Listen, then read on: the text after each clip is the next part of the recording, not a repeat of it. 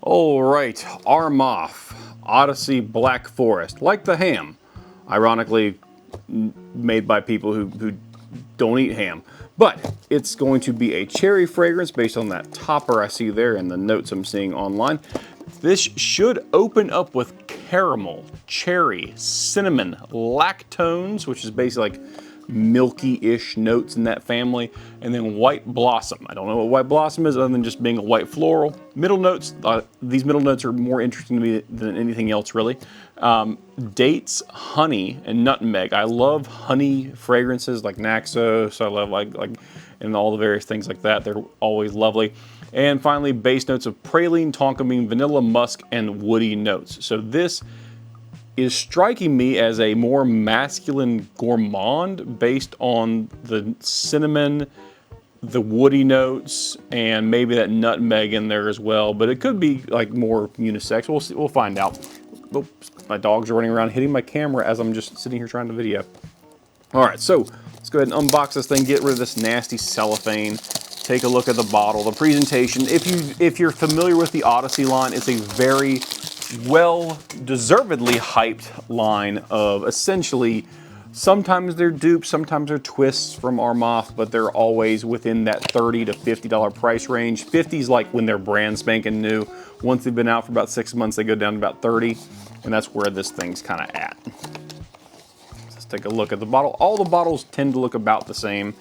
This, look, you would think just to look at this that this is going to be some kind of chocolate bomb of a fragrance, but there's nothing in the notes that says chocolate in my point of view. Maybe the praline is kind of there in the base, but there's nothing in the opening would make me think, ooh, this is going to be a big chocolatey bomb. Oh, one thing I do got to look at is when this thing was produced.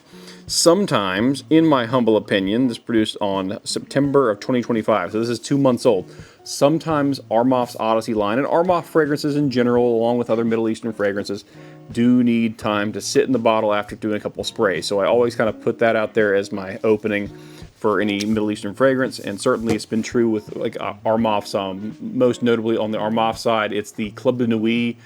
When I first got it, it was a little too pineapple-y. It settled down, got way more masculine, woody, and the from the Armaf Odyssey line, it would be a Mandarin Sky. It was a little cloying when I first got it, a little bit like made my nose wrinkle because of the, like something about the way the sweetness hit my nose, and now it's much more smooth months and months and months later.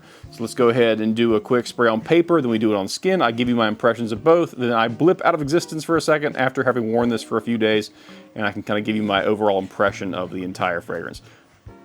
Spray. I'm going to tell you, this atomizer is better than previous atomizers. Something's different about this one. I don't have the overspray hitting the rim there. They've done something different. Ooh, I can already smell it. All right. Okay, that's interesting. Definitely gourmand. The risky part of any cherry fragrance, any fragrance that incorporates cherry, is this idea that it's going to smell like cough syrup. And my apologies if you can hear my dogs in the background fighting because they just want to fight for right now for whatever reason. Okay. I'm definitely getting the lactones and like a sweet caramel. I'll be frank with you, I'm not getting a whole lot of cherry, not from the paper. But it's definitely a gourmand. It's almost kind of coffee in nature. Even though coffee is not listed as a note, it smells very much like a kind of creamy coffee with that little bit of bitterness. Interesting. Okay, let's do skin, just see what's going on with it. Pop that off. Let's see if we get anything different on skin. I'm going to do one spray because this is pretty strong stuff so far. There we go. Let that flash. We'll just sit the bottle right here. I'll be a good little videographer and put the box there so there's more than just one thing for y'all to look at while we're talking. All right, leave that put back together. There. Oh, isn't it so nice? Now I have a nice little presentation for y'all to look at while I smell and wait for this flash to happen. Okay, so it's definitely got some bitter notes in there, and I'm not sure what's causing that. Like, there's nothing in the notes that strikes me as, oh, this is going to be kind of like a bitter coffee flavor. But I'm definitely getting like a bitter kind of coffee along with the caramel and the cinnamon and those lactonic notes. So it's all there. The only thing I'm not getting heavy is the cherry. I'm really not getting a lot of cherry. I'm trying to see if any, this is where I start to look at like reviews, saying maybe someone else has noticed this. Yeah, it's definitely more on the chocolatey side. I don't smell cherry at all. So if you're looking for a cherry option here, this is not gonna be cherry for you. If you're looking to avoid cherry, this might work out great for you. I'm getting a lot more chocolate, coffee, in that kind of family. And I don't normally like chocolate, so this is kind of nice. It's like imagine like a dark chocolate or a coffee. That's what this kind of is so far. It's very interesting. Is it what I would wear during the summer or spring? Absolutely not. This is a fall, winter kind of fragrance. And that chocolate in the opening is like, and it's not chocolate because it's not even in the notes. Whatever I'm getting, that coffee, that chocolate, that caramel cinnamon combo, whatever that is, it's got like a bitterness to it. It's not soup. It's not a sweet like milk chocolate kind of vibe. But it's very, very crisp. So it's also, which I think makes it a little more masculine, maybe masculine leaning. But yeah. All right, so I'm gonna let this sit for a minute. I'm gonna wear it out and do stuff in it so I can kind of tell you about the longevity, projection, and whatnot, as well as how those notes break down over time, and then we'll go from there. All right, and we're back. Time has flipped forward for you guys. It's been days and days and days for me, and I've worn this quite a bit and also just kind of sprayed it around the house so I get an idea of longevity on clothing without nose blindness being a factor. So let's talk about how just the notes break down over time. So the primary note that you're gonna get in the middle is that honey note. Then that honey note kind of mixes in with dates because dates are just sweet, kind of resinous fruit. But definitely you do notice honey, and once essentially that cherry and really kind of the cinnamon notes are gone, you're left with the honey notes that are kind of mixed in with that caramel going on. And then when it finally dries down, you get a little bit, the chocolatiness kind of stays around at the very end with a good bit of vanilla, just a very smooth overall gourmand thing. Now that being said, I find this to be a more masculine gourmand, although it is marketed as unisex.